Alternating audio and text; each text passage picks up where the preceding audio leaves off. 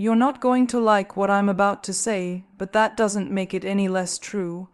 We live in a world that celebrates comfort, sugarcoats failure, and wraps excuses in pretty packaging. But today, I'm not here to comfort you. I'm here to shake you awake, because someone needs to tell you the brutal truth, the truth that most people are too afraid to hear, let alone speak out loud. And if you really want to grow, evolve, and rise, then you better get comfortable with being uncomfortable. This is your wake-up call, because hiding from the truth won't protect you. Facing it, that's what sets you free. And nobody is coming to save you. It's all on you. That's the truth most people don't want to hear, because it's easier to believe that someone, somewhere, will notice our struggle and come rescue us. We've been raised on stories where the hero shows up just in time, where help magically arrives at the final hour, and where someone always steps in to fix what's broken. But life isn't a movie. Life is raw, unpredictable, and indifferent to our expectations. If you're sitting around waiting for someone to notice your pain, your potential, or your worth, you're wasting precious time. The world is not obligated to care. It doesn't owe you recognition, support, or applause just because you're struggling or trying. Harsh, yes, but real.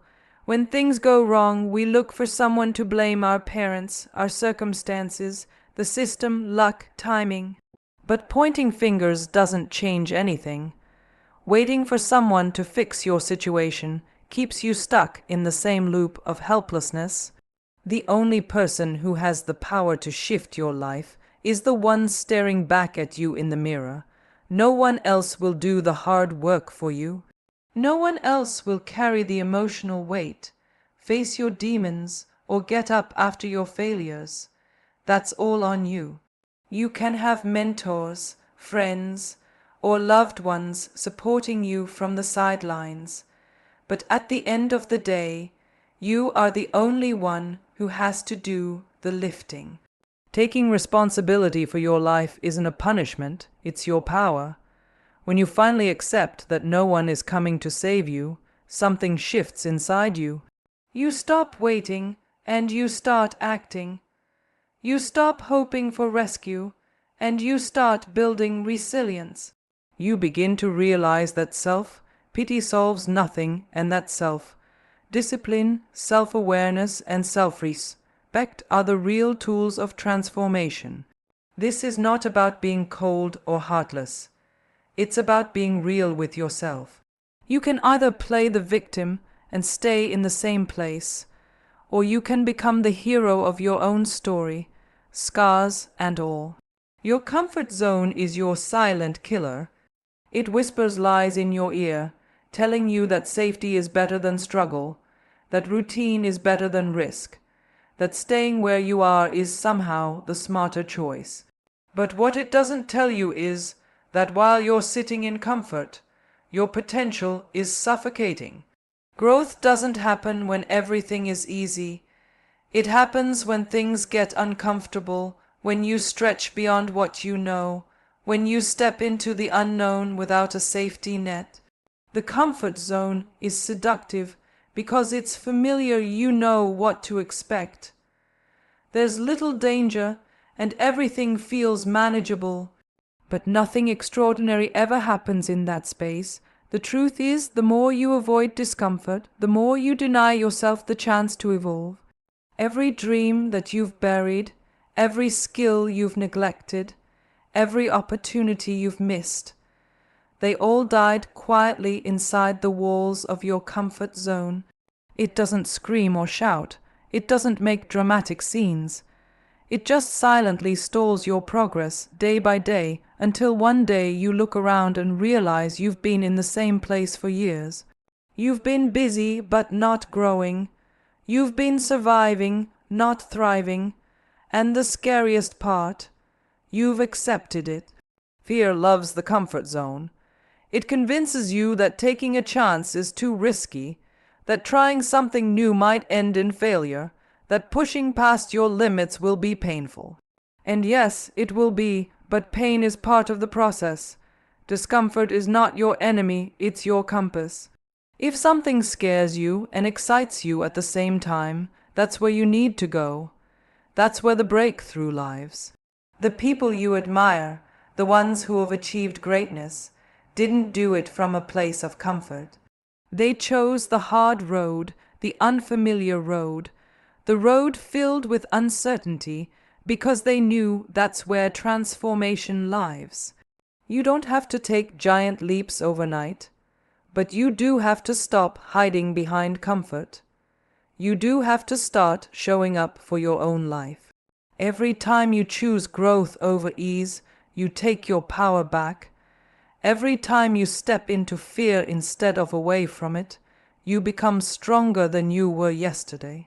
Success doesn't care about your excuses. It doesn't matter how hard your past was, how unfair your circumstances are, or how many times you've been knocked down. Success is blind to your story. It only listens to one language: effort, discipline, and consistency. You can explain, justify, and defend why things haven't worked out yet, but none of that moves you forward. The truth is, you either do the work or you don't. Life isn't keeping a record of how many excuses you made. It only tracks the actions you took despite those obstacles. Excuses are comforting because they remove the burden of responsibility. They let you feel momentarily validated in your failure. But the longer you lean on them, the heavier they become. They start to cloud your vision, convincing you that you're doing all you can when, in reality, you're playing small. Everyone has something to overcome. Some have trauma, some have poverty, some have heartbreak, and some have been handed nothing but setbacks. And yet some still rise, not because they were lucky, but because they stopped feeding their excuses and started feeding their hunger. You can't negotiate with success. It doesn't respond to stories, it responds to results. It doesn't give out trophies for intentions or plans that never left the paper. It rewards the ones who keep showing up even when it's hard, even when motivation dies, even when no one's watching. Your struggles may not be your fault, but your growth is your responsibility. You can own your pain or let it own you. You can either use it as fuel or let it become the weight that holds you back. The people who win in life are not the ones who had perfect conditions. They're the ones who refused to be defined by their conditions. They kept pushing when it didn't make sense, when it wasn't fair, and when no one believed in them. Because they understood one thing: the world doesn't pause to wait for you to catch up. Time moves on, opportunities come and go, and success keeps its distance from those who stay stuck in blame. The sooner you drop the excuses, the sooner you start to see what you're truly capable of. People only respect what you demand, not what you beg for. Respect is not something you get just by being nice, available, or loyal. It's earned through how you carry yourself, what standards you set, and how you respond when those standards are tested.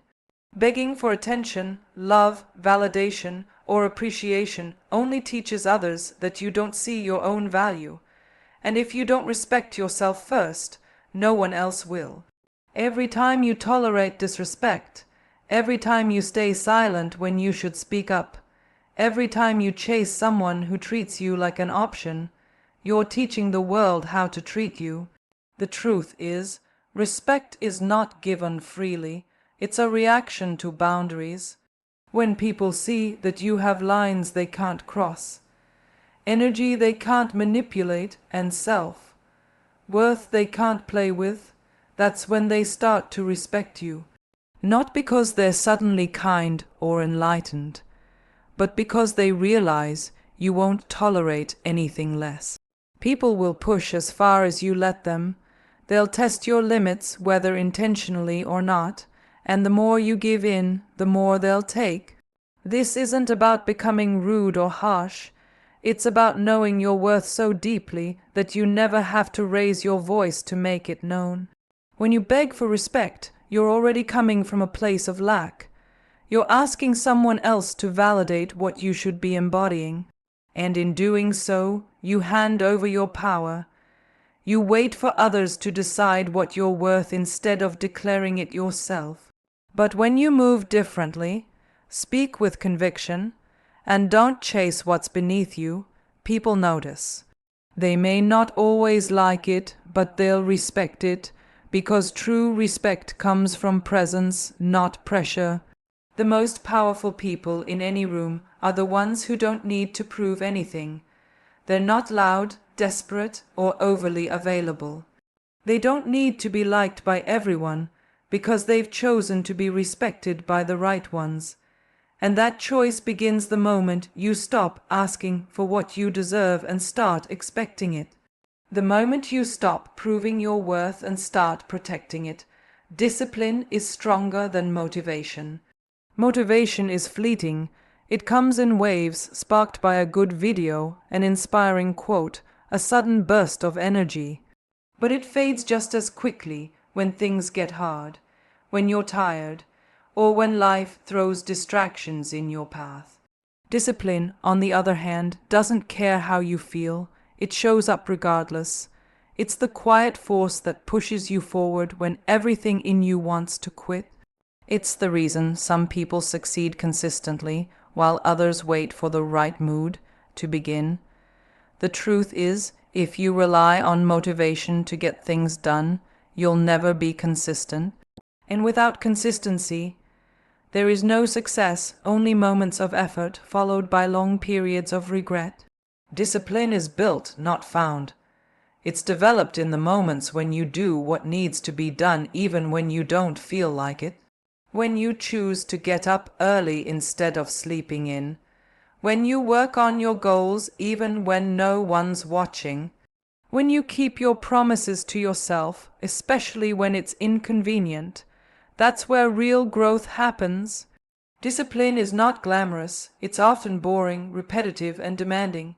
But it's also the secret weapon behind every successful person you admire. They didn't get where they are by doing what was easy. They got there by doing what was necessary, again and again.